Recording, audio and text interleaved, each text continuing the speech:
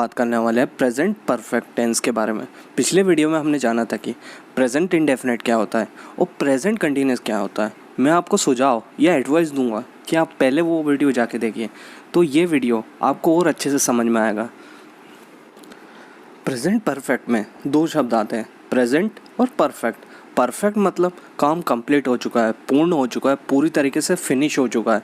और प्रेजेंट मतलब वर्तमान, जो काम वर्तमान में ही रहते कंप्लीट हो जाए उसे प्रेजेंट परफेक्ट टेंस कहते हैं। जैसा हमने प्रेजेंट कंटिन्यूस में पढ़ा था कि मैं पढ़ा रहा हूँ, मैं खेल रहा हूँ, इसमें काम चल रहा है। पर जैसे ही मैं कहूँगा मैं पढ़ा चुका हूँ, मैं खेल चुका हूँ, तो वो हो जाएगा प्रेजेंट परफेक्ट के अंतर्गत, क्योंकि काम कंप्लीट हो चुका है, पूर्ण हो चुका है, फिनिश हो चुका है। अब एग्जांपल से समझिए, जैसे कि राम बीकॉम कर रहा है, मतलब कि कार्य चल रहा है, वो बीकॉम कर रहा है, तो कार्य कंटिन्यूस टेंस के अंतर्गत आ जाएगा। वैसे ही जैसे बोला जाएगा राम बीकॉम कर चुका है, तो ये हो जाएगा प्रेजेंट परफेक्ट के अंतर्गत। वैसे ही मैं खाना खा चुका हूँ, भारत मैच जीत चुका है, मैं खेलने जा चुका हूँ। इस तरीके से जिन वाक्यों के आखिरी में चुका है, चुकी हैं, चुके हैं, इस तरीके से वर्ड आएंगे, वो वाक्य प्रेजेंट परफेक्ट के अंतर्गत आ जाते हैं। और भी कुछ ऐसे शब्द आते हैं जिनसे पहचान होती है कि वाक्य प्रेजेंट परफेक्ट के अंतर्गत आते हैं। जैसे कि लिया है, दिया है, लिया हूँ, दिया हूँ, आया है, गया है, आई है, गई है। इस तरीके से जितने भी वाक्यों के आखिरी में इस तरीके के शब्द आएंगे, वो हो जाएगा प्रेजेंट परफेक्ट के अंतर्गत। जैसे कि मैं पानी ले चुका हूँ और मैंने पानी ले लिया। मैंने पानी ले लिया ज़्यादा व्यवहारिक है, मैं पानी ले चुका हूँ उसे। जैसे कि मैंने उसे बता दिया है, मम्मी आ गई हैं, वहाँ चले गया है। इस तरीके से जितने भी वाक्य जिनके आखिरी में लिया है, दिया है, लिया हूँ, दिया हूँ, आया है, गया है, आई है, गई है, दी है, ली है, इस तरीके के जितने भी आखिरी में शब्द आएंगे वो प्रेजेंट परफेक्ट के अंतर्गत आ जाएगा। अब बात करते हैं प्रेजेंट परफेक्ट अफर्मेटिव सेंटेंसेस के बारे में। पहले ये समझते हैं अफर्मेटिव सेंटेंस क्या होता है। अफर्मेटिव सेंटेंस यानी पॉजिटिव, बिल्कुल सकारात्मक वाक्य जिनमें नहीं और क्वेश्चन मार्क का बिल्कुल प्रयोग नहीं होता है, जिनका सेंस बड़ा पॉजिटिव होता है, जिनको कहने का अंदाज बड़ा पॉजिटिव रहता है, वो अफर्मेटिव सेंटेंस होते हैं। अब ये देखते हैं अफर्मेटिव सेंटेंस बनाते कैसे हैं। सबसे पहले आएगा सब्जेक्ट, फिर प्रयोग होगा हैज़ और हैव का, फिर वर्ब का थर्ड फॉर्म और फिर ऑब्जेक्ट। सब्जेक्ट में हो जाएगा राम, श्याम, सीता, गीता वगैरह वगैरह। हैज़ और हैव होते हैं हेल्पिंग वर्ब। हैज़ का प्रयोग थर्ड पर्सन सिंगुलर सब्जेक्ट के साथ होता है, बाकी सभी के साथ हैव का प्रयोग होगा। दूसरे शब्दों में कहा जाए तो he, she, it noun singular Ram, Shyam, Sita, Gita के साथ हैज़ का प्रयोग होगा। और साथ ही I, we, you, they noun plural के साथ हमेशा हैव का प्रयोग होगा। जैसे कि मैं चाय ले चुका हूँ, इसका हो जाएगा आई हैव टेकन टी। आई के साथ हैव का प्रयोग होता है, टेक का थर्ड फॉर्म हो जाएगा टेकन। जैसे एक और सेंटेंस होगा मैंने नई कार खरीद ली है, I have bought a new car. वैसे ही वी के साथ हैव आ जाएगा, यू के साथ हैव आ जाएगा, दे के साथ हैव आ जाएगा, तो सेंटेंस आ जाएगा हमने नई कार खरीद ली है।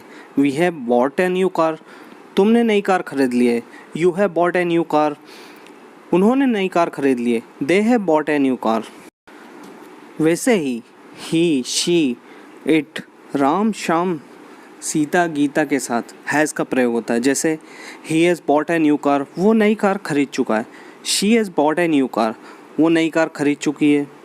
वैसे ही Ram has bought new car, Ram नई कार खरीद चुका है। वैसे ही Sita has bought a new car, Sita नई कार खरीद चुकी है। इस तरीके से आप समझ गए होंगे हैव का प्रयोग कहाँ होता है, हैज़ का प्रयोग कहाँ होता है, कैसे अफर्मेटिव सेंटेंस बिल्ड होते हैं। चलिए नेगेटिव सेंटेंस देखते हैं। अब बात करते हैं प्रेजेंट परफेक्ट नेगेटिव सेंटेंस की। नेगेटिव सेंटेंस वो सेंटेंस होते हैं जिसमें नहीं का प्रयोग होता है, जो कि नकारात्मक वाक्य होते हैं। नकारात्मक वाक्य बनाने के लिए हमें सिर्फ हैव और हैज़ के बाद नॉट का प्रयोग करना पड़ता है।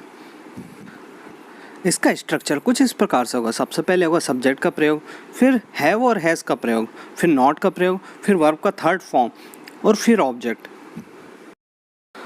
अब सेंटेंस देखते हैं।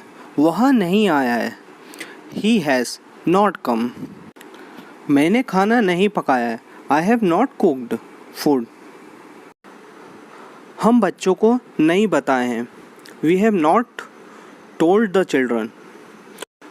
चिल्ड्रन ऑलरेडी एक बहुवचन वर्ड है, तो कभी चिल्ड्रंस नहीं होगा, याद रखना। बच्चे स्कूल नहीं गए हैं, children have not gone to school. Children जो वर्ड है वो बहुवचन है, तो उसके साथ हैव का प्रयोग होगा। अब बात करते हैं इंट्रोगेटिव सेंटेंस। इंट्रोगेटिव सेंटेंस मतलब कि प्रश्नवाचक वाक्य, जिसमें सवाल किए जाते हैं, जिसके आखिरी में क्वेश्चन मार्क का प्रयोग होता है। इंट्रोगेटिव वाक्य दो प्रकार के होते हैं, एक यस नो टाइप के और एक स्पेसिफिक टाइप के। यस नो टाइप में WH फैमिली का प्रयोग नहीं होता है, बाकी स्पेसिफिक क्वेश्चन टाइप में इंट्रोगेटिव वर्ड यानी कि WH फैमिली का प्रयोग होगा। अब समझिए इसका स्ट्रक्चर क्या होगा। सबसे पहले आता है WH फैमिली, फिर हैज़ और हैव का प्रयोग, फिर होगा सब्जेक्ट, फिर वर्ब का थर्ड फॉर्म और फिर ऑब्जेक्ट और फिर आखिरी में क्वेश्चन मार्क का प्रयोग होगा। इसका एग्जाम्पल होगा, तुमने खाना क्यों नहीं पकाया।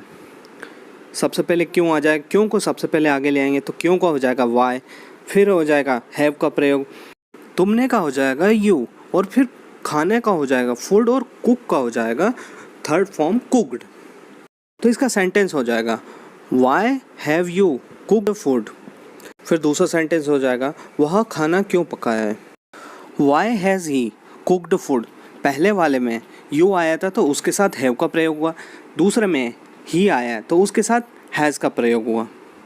तीसरा सेंटेंस हो जाएगा वह क्यों आया है, वाई हैज़ ही कम। ये स्पेसिफिक टाइप के क्वेश्चन थे।